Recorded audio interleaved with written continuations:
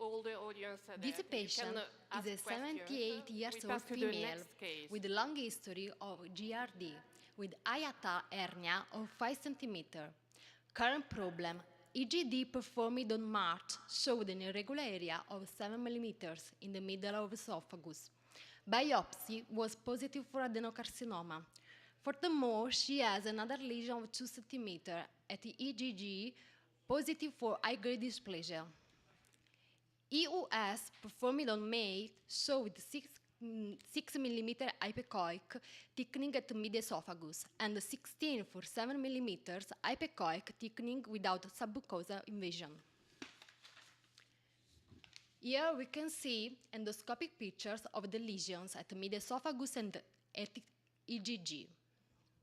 Scheduled procedure, double esophageal EMR, learning objectives, understand esophageal EMR indication, discuss potential EMR limits and contraindications, understand how to manage potential EMR complications.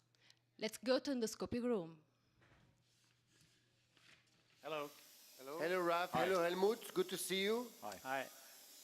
So we already had a look at this esophagus, and it's actually quite a peculiar lesion we found here, and it's actually something that nor Helmut or I has ever seen before, because you can definitely see the lesion here. But there is no, or almost no Barrett's in this patient. You can see a small island here, and then we go straight to the Z-line here. And indeed here at 28 centimeters, it actually, at first you would think it's a squamous lesion, but if you zoom in, you can actually see that there are more glandular structures. So this is definitely not the classical appearance of a squamous lesion. So the first step...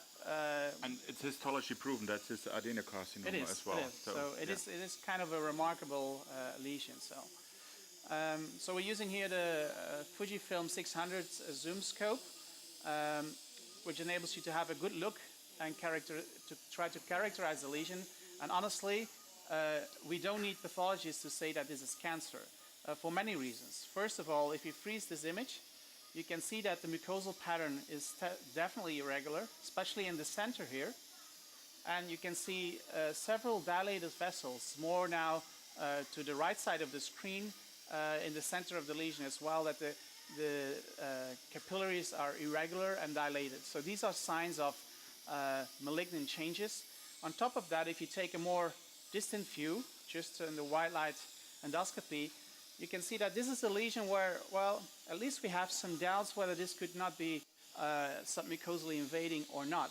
It may be caused by the biopsy that was taken before, but at least I hope you can appreciate that there is a central depression in that lesion. So what you need to look at, and that's what we already did, is how the lesion moves in comparison to the esophageal wall. And that is still okay, I think. So then it comes down to making the decision on how we approach this lesion, and obviously Helmut's fingers are itching to do an ESD here, I think, which is defendable. But on the other hand, the lesion is not that big, so the most prominent part is about 1 centimeter, but you need to look very closely, and actually you can see that it actually extends a little bit more deeper, more distally here, and I am really in favor of taking away those glands as well, because we discussed this already, I think, before, that you can have submucosal or subsquamous extensions of adenocarcinomas underneath the squamous epithelium, and if you look very closely to these glands here, you can see that it actually extends further. So Raf, question for you here. Would you systematically do an EUS in those lesions? Well, if you have a suspicion of submucosal invasion based on the endoscopic appearance, which we have now, but honestly, from the picture I saw in the case demonstration, I would not have that. Yeah. But if you have a lesion like that, I think it's definitely defendable, but only to look at the glands, because it's almost, I mean, it's like flipping a coin to see whether you have submucosal invasion or not, especially if you have a little bit of inflammation. But assessing big lymph nodes is something you may want to consider. On the other hand, if you have good lifting sign and you take out the lesion, you will have a definite staging, and that will determine the rest of the patient management. Yeah, I think definitely lifting sign is very important in this situation. And of course we can discuss ESD or EMR, in Augsburg we do a lot of ESD cases, but I think Ralph is an outstanding expert in doing EMR in Barrett, so I think he is also able to get the big part of this lesion in our block and maybe the other areas by piecemeal as well. Exactly, that brings us to the point where what are we going to choose? And for these lesions, I tend to go for the large flexible cap first, and if there are any remnants left of the demarcated area, I would take that away and piecemeal with a smaller cap. Why the larger cap? Because you get larger pieces, so you have a higher chance of taking it out en bloc. And also, the depth of the specimens is a little bit deeper in comparison to the smaller caps. So this would enable us to give good pathological staging of this lesion.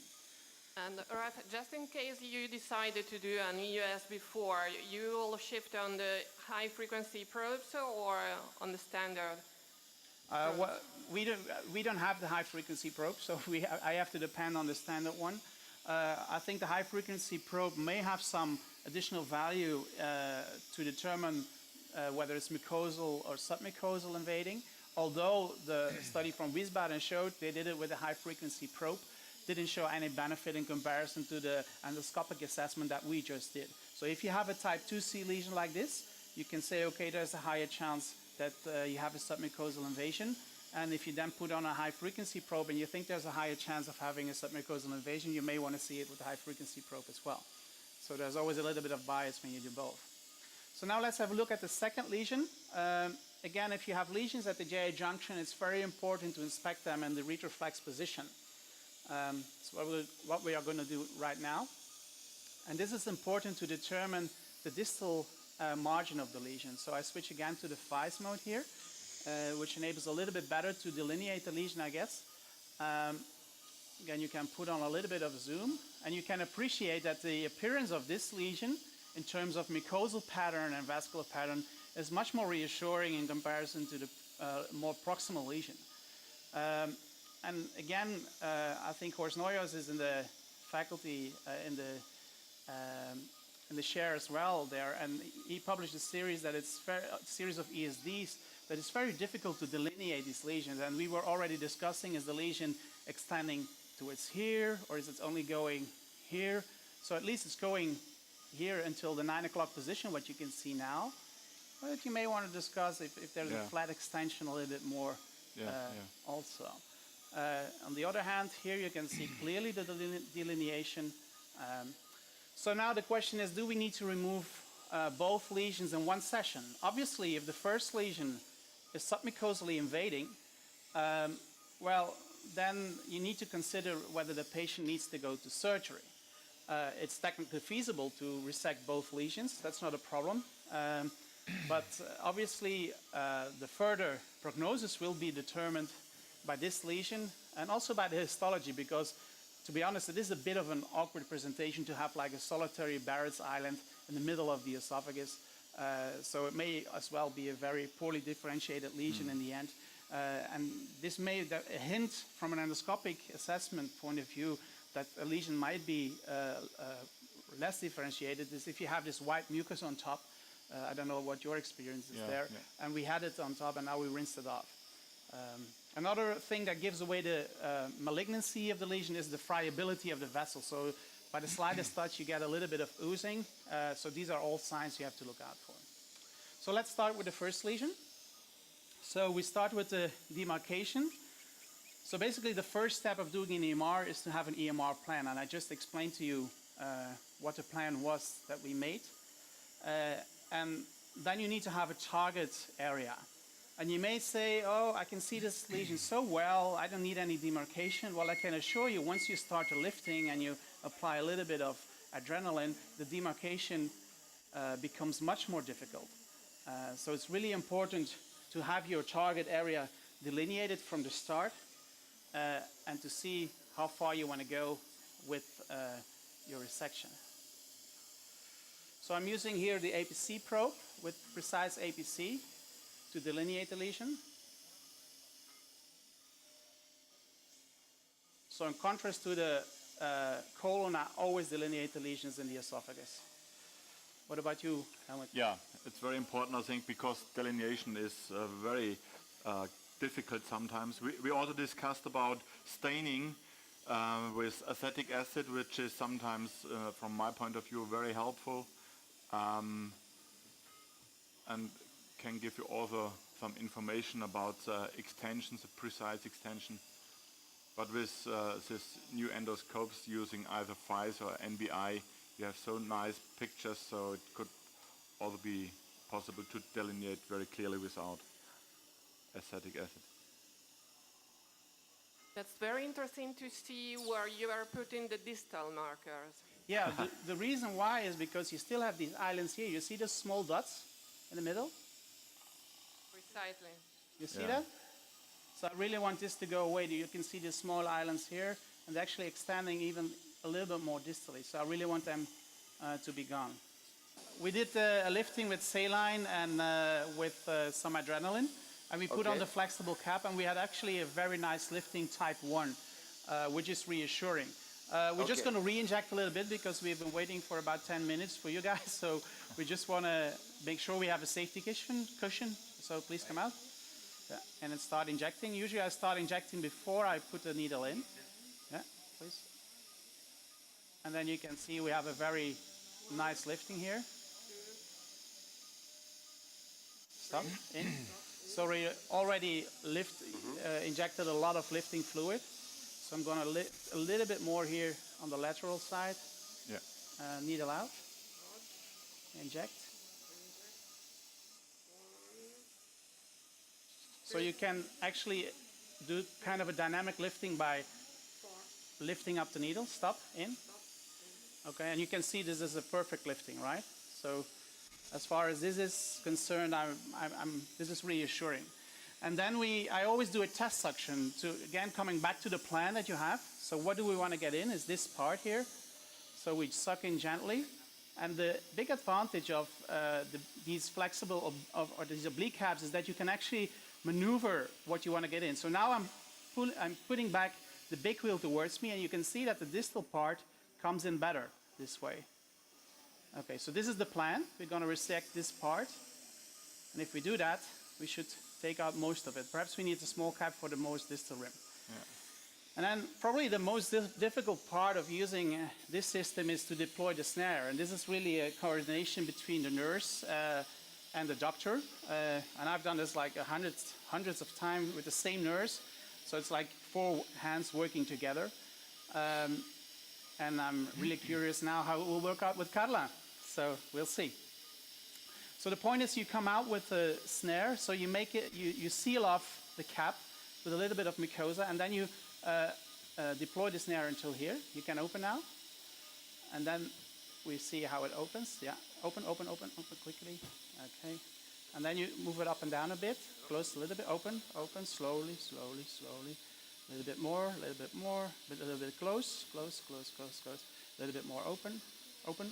So Raf, which system is this? So this is the Olympus Cap with a distal rim. A little bit more open. Okay, so there we go. So it's with a crescent-shaped snare. And then it's a matter of keeping the snare into the rim. And then we need to just execute a plan that we just made. It's going back to the same spot, go to the 6 o'clock position, which is the best way to approach the lesion. Okay, we start sucking. And we open up again to the distal part. Close, quickly. Close. Okay, all closed. That's it. Then we release the suction. Yeah. And then we test for the mobility. It looks okay to me. Looks good, yeah. Yeah. So and then we start cutting. I usually cut for 3 seconds with pure coagulation. Okay. 1, 2, 3, 4, and then I move to undercut mode, and then we wait until it closes completely. There we go. And then what you want to do is to move the piece into the stomach, and we're going to go immediately and check again for complications, but you see this is okay. Very nice. Very nice. Yeah. Thank you. And I think we have everything out, so all the markers are gone. So you can see if you have this 2 centimeter area, taking the big flexible cap, and with a little bit of maneuvering, you can really have a nice en-bloc resection. So Raf, can you comment on when would you do ESD versus EMR in terms of size? Yeah, I kind of alluded to it already. There are several nice studies out there, and the most recent one is from Horst Neuhaus's group. And the problem is that if the goal of this resection is R0 resection for bigger Barrett's lesion, that's exactly the problem. Because at best you can get an R0 resection between 35 and 64% in the cases. And most importantly, in Horst's trial, where he randomized lesions like this between ESD and EMR, in the long-term outcome, disregarding whether it's R0 or not, with negative margins in the lateral side and the deep vertical side, the clinical outcome is just exactly the same, whether you do piecemeal or EMR. But I think there might be a place for ESD and Barrett's lesions when you have a larger lesion and you really want to have an accurate histological assessment and to see, especially in elderly patients, how deep is the submucosal invasion and are we going to accept the risk of 10, 20, 30% of lymph node metastasis in the future, and that you can balance then against the comorbidity of the patient when he or she would undergo surgery.